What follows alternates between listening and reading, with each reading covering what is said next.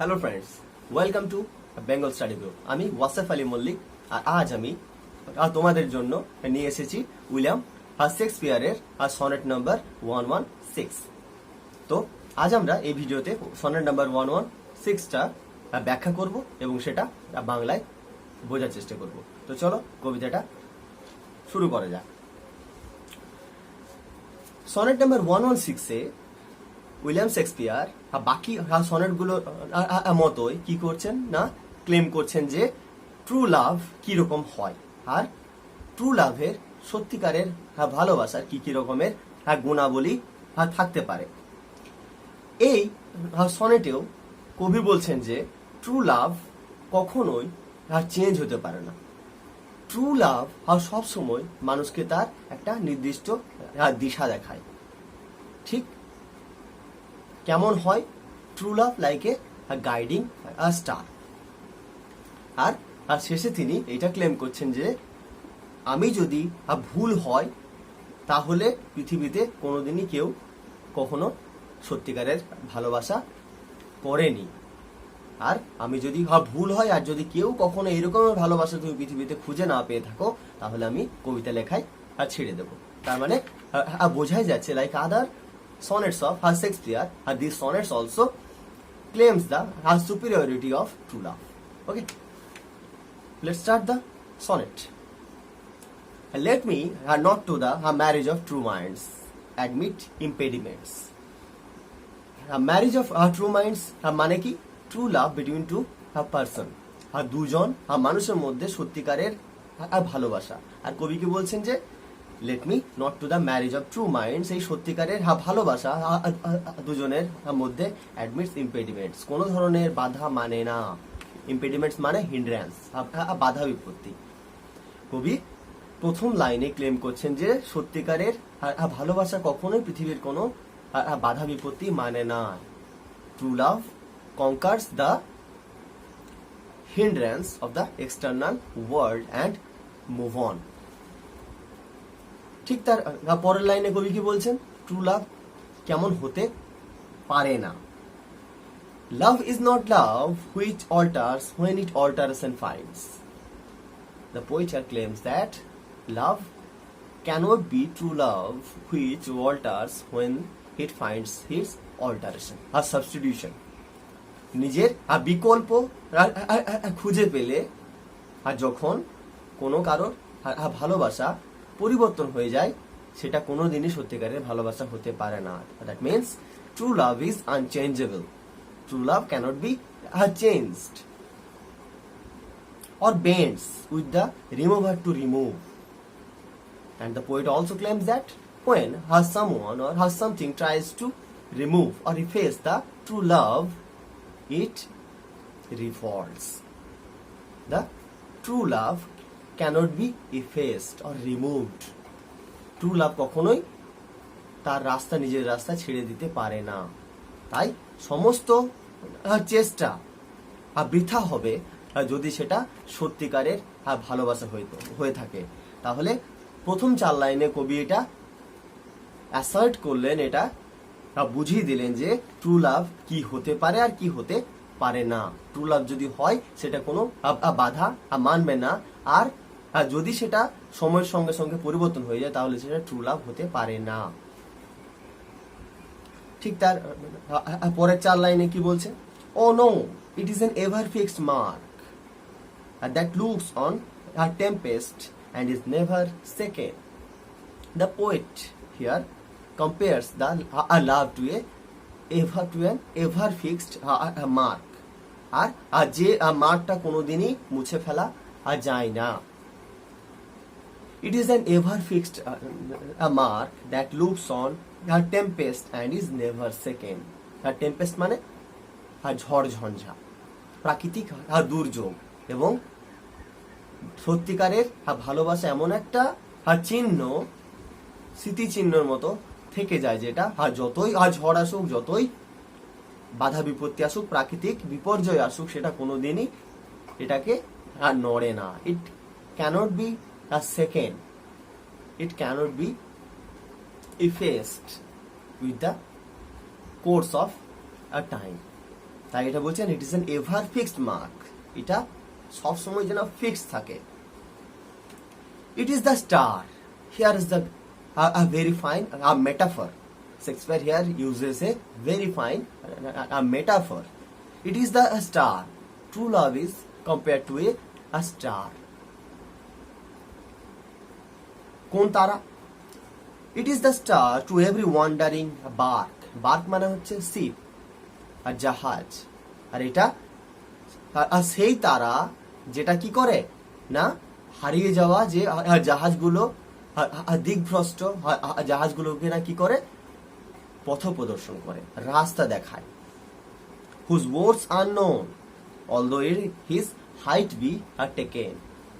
আর কবি আরো কি বলছেন যে এই তারাটার মূল্যটা আমরা কোনোদিনই বুঝতে পারবো না, শুধুমাত্র হাইটটা আমরা বুঝতে পারি যে আমাদের থেকে কত দূরে এই তারাটা আছে, কিন্তু এই তারাটা যে কতটা মূল্যবান, এই তারাটার যে কার্যকলাপ কতটা গুরুত্বপূর্ণ সেই হারিয়ে যাওয়া আর দিকভ্রষ্ট আর জাহাজগুলোর কাছে সেগুলো আমরা কোনোদিনই বুঝতে পারবো না। তাই কবি তুলনা করছেন ভালোবাসাকে, যে ভালোবাসা কি করে না মানুষকে সবসময় নির্দিষ্ট আর সঠিক পথে আর চালনা করে। It is like a guide to the wandering people. তারপর আবার কি বলছে? loves not time's fool, though rosy lips and cheeks within his bending sickles compass come. Loves not time's fool. তার মানে বোঝাই যাচ্ছে যে কবি বারবার একটা কথা বোঝানোর চেষ্টা করছে যে সময়ের সঙ্গে সঙ্গে মানুষ হারিয়ে যায়, প্রাকৃতিক জিনিস হারিয়ে যায়, কিন্তু ভালোবাসা কখনো হারিয়ে যায় না। It cannot be changed. It doesn't change during the course of time. Love's not time's fool, time cannot be fool the true love. আর কি বলছে? Though rosy lips and cheeks within his bending sickles compass come. হ্যাঁ, মানুষের রোজি lips, মানুষের সুন্দর আর ঠোঁট বা সুন্দর আর চেহারা, রোজি লিপস আর চিক্স মানে beautiful face, beautiful complexion figure.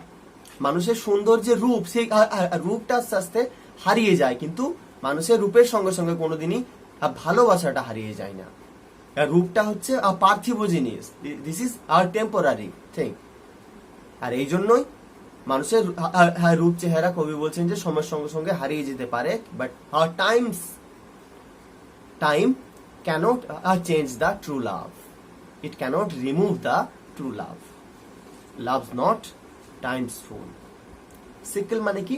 কাস্তে। সময়ের যে অস্ত্র, সেই অস্ত্রতে কি হয় না মানুষের সুন্দর রূপ চেহারা হারিয়ে যায়, রূপ চেহারা শেষ হয়ে যায়, কিন্তু কখনো সত্যিকারের ভালোবাসা শেষ হয়ে যায় না। আর love alters are not with his brief hours and weeks.